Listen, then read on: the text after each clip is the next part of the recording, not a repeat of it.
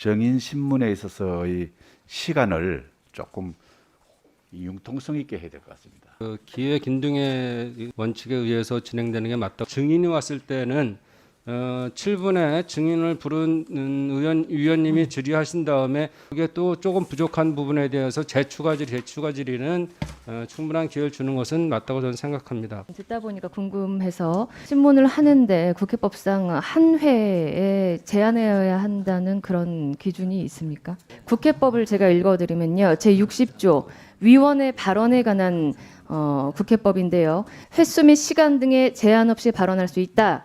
다만 위원장은 발언을 원하는 위원이 2명 이상일 경우에 간사와 협의하여 15분 범위 내에서 각 위원의 첫 번째 발언 시간을 균등하게 정하여야 한다. 그러니까 저희 의견 오늘 발언이 여기서 끝났습니다. 질의가 끝났습니다라는 말씀을 더 이상 문체위에서는 듣지 않았으면 좋겠습니다. 국회법에는 제한 없이 발언할 수 있어요.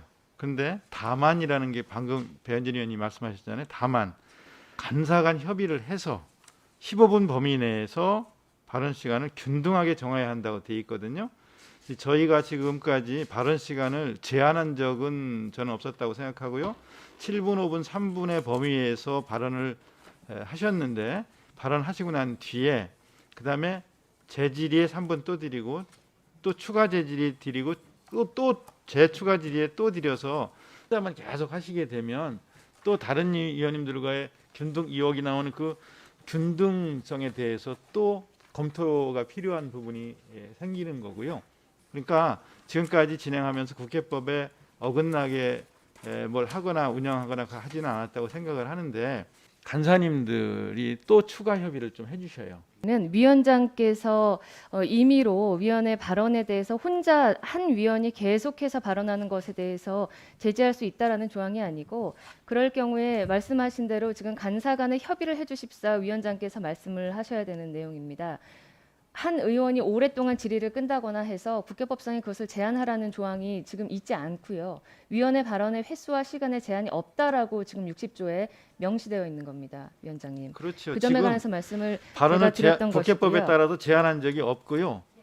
이제 다만이라는 단서 조항에 대한 말씀을 드리는 거예요.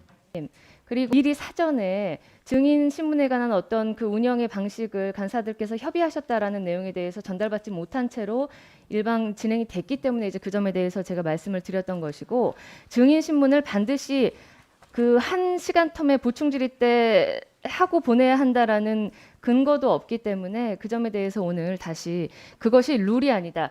다만 간사 간의 합의가 충분히 있으셔야 됐는데 저희가 어제 그 소통이 원활히 되지 않았다라는 말씀을 올렸던 겁니다.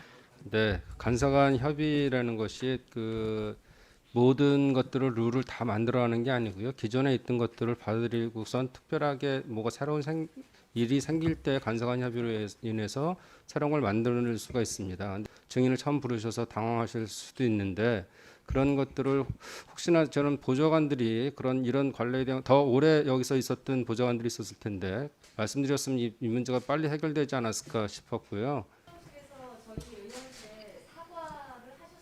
아니, 행정실 문제는 저희랑 할 게 아니고요. 그러니까 원래는 7분, 5분, 3분 내에서 하는 것이 맞습니다. 그래서 증인을 채택할 건지 아니면 일반적으로 질의를 할 건지는 본인의 선택으로 할 수 있다는 말씀을 드립니다.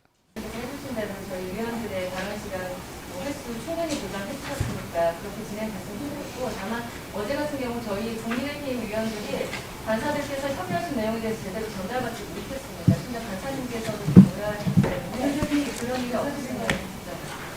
여기까지 하시죠. 네, 여기까지 논의하시고